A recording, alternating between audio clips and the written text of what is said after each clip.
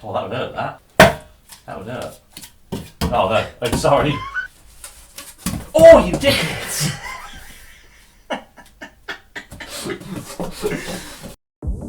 Hello and welcome back to another video. You join me in my own home. We're going to be building my dream sim rig here today. So without further ado, let's take a closer look, shall we, at what we've got to put on this sim rig and talk you through a few other bits and bobs. Everything that is going on hardware-wise for the sim rig is from Fanatec. They very kindly provided quite a lot of equipment, all in aid of the Make Me a Racing Driver series that we're going to be doing. Here we have a Fanatec direct drive PODIUM wheel. This one, of course, the official F1 esports wheel. It's very well respected within the sim racing community, so I'm really looking forward to seeing what the difference is between that and a more sort of lower priced sim racing wheel. We've also got Fanatec CLUBSPORT V3 pedals as well. Again, a load cell brake. That'll be my first time using something like that.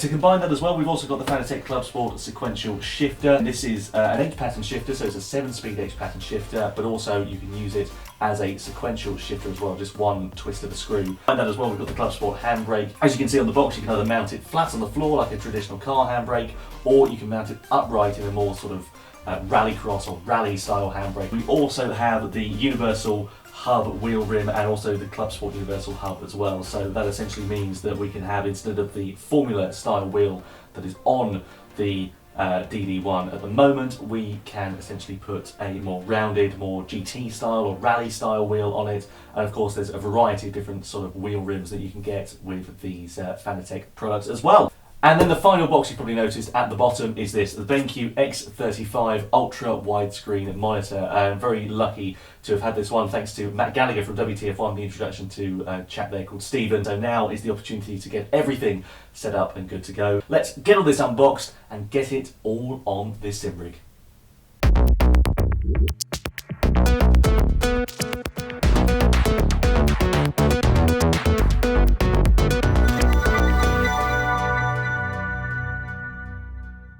So first up then to put on the sim rig, aside from partially assembling the direct drive wheel mount, is to put this BenQ monitor on. I've got Luke in to give me a hand. It should make life easier when we're mounting the direct drive wheel and all the other bits and bobs. So just get this one done first of all, see what we can do.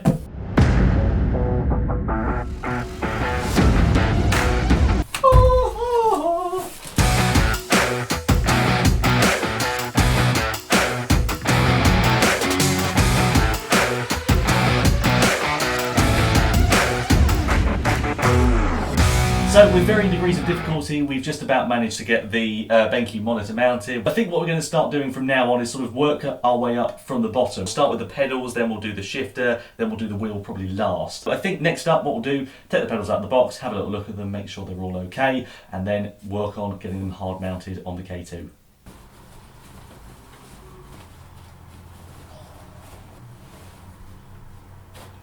They look very nice.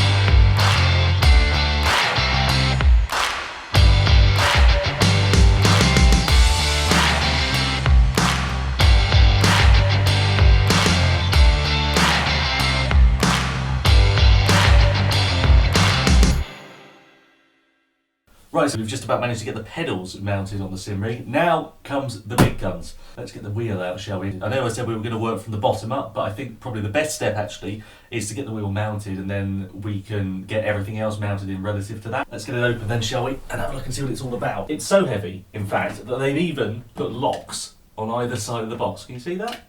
Look at that. Locks on either side of the box, eh? There we go. Oh, look at that! Just looks phenomenal, doesn't it? Absolutely brilliant. This just looked absolutely stunning. I suppose what we better do then, get this mounted. I'm going to need Luke to help me lift this one because it's pretty bloody heavy.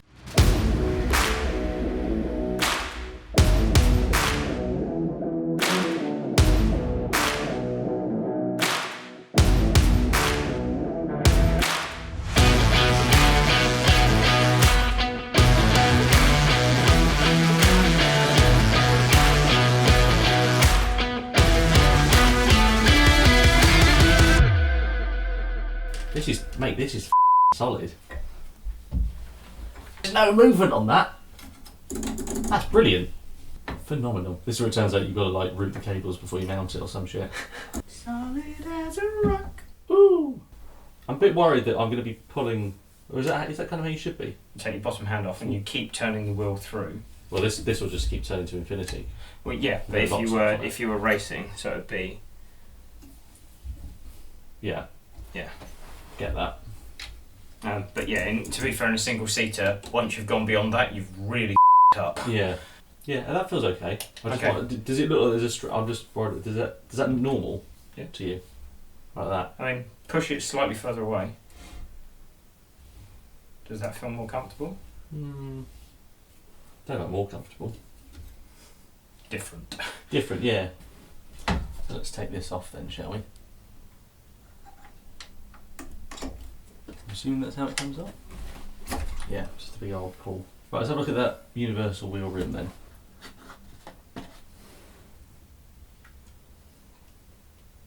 That's how it goes. I see now. Like that.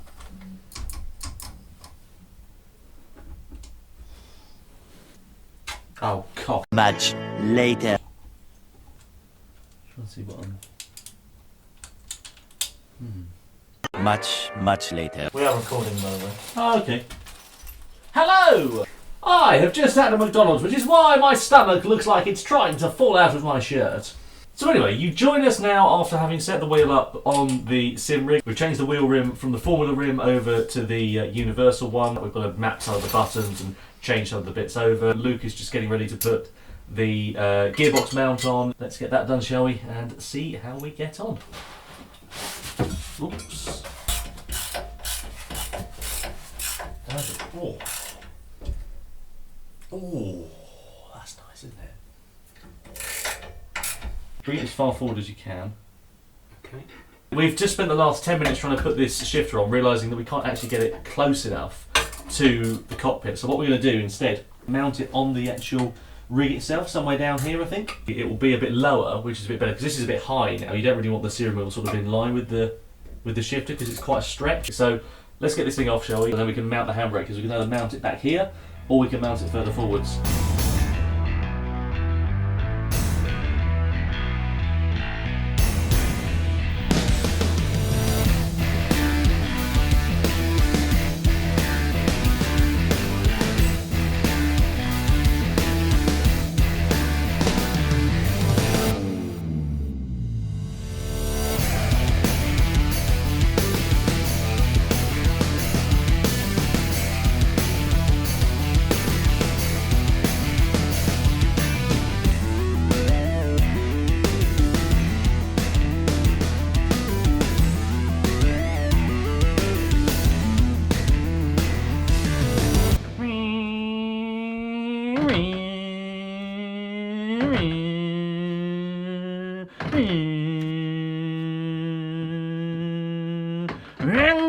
Oh, into 6.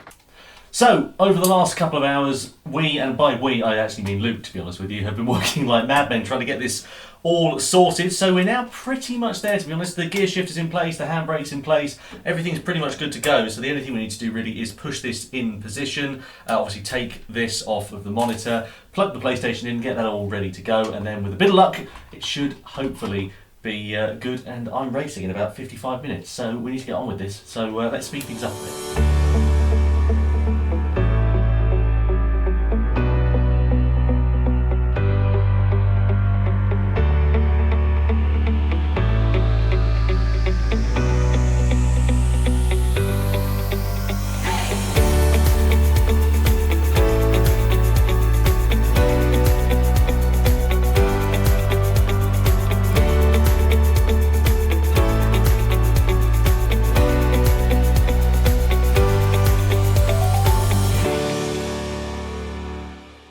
Well, I tell you what, it's been an absolutely manic day trying to get this sorted. I have to say, just a huge thank you to my friend Luke. Without him, I wouldn't have gotten this finished in a million years today. I'm actually really excited to get out and get sim racing on this here tonight. Going to be doing a bit of racing with a few friends on GT Planet, on Gran Turismo Sport, and then we're going to be doing a bit of sim training with Adam Christodoulou to come in another episode of Make Me a Racing Driver. Hope you've liked seeing my dream sim rig. I'm glad it's finally in place. I'm really excited to see how it's going to help my driving out on track in the future as well. Thank you very much indeed for watching. See you next time.